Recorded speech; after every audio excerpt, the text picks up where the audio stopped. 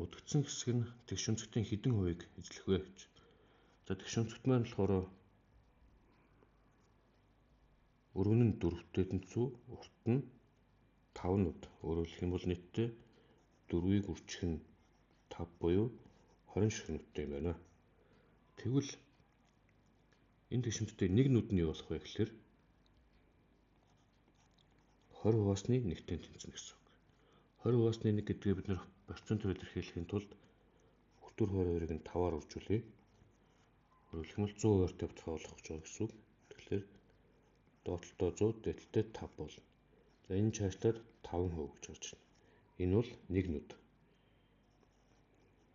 Нэг нүд нь тэгш өнцгтийнхөө 5%-тай тэнцэж байгаа юм.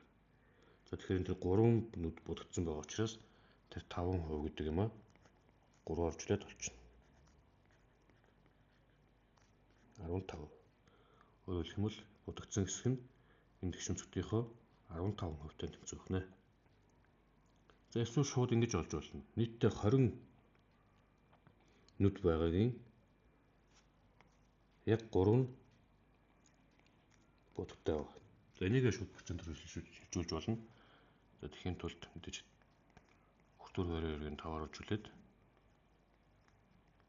100-15 тэгээ энийг 15% гэж бичсэн ч болно. Аль альгээр нь бодож болно гэсэн үг.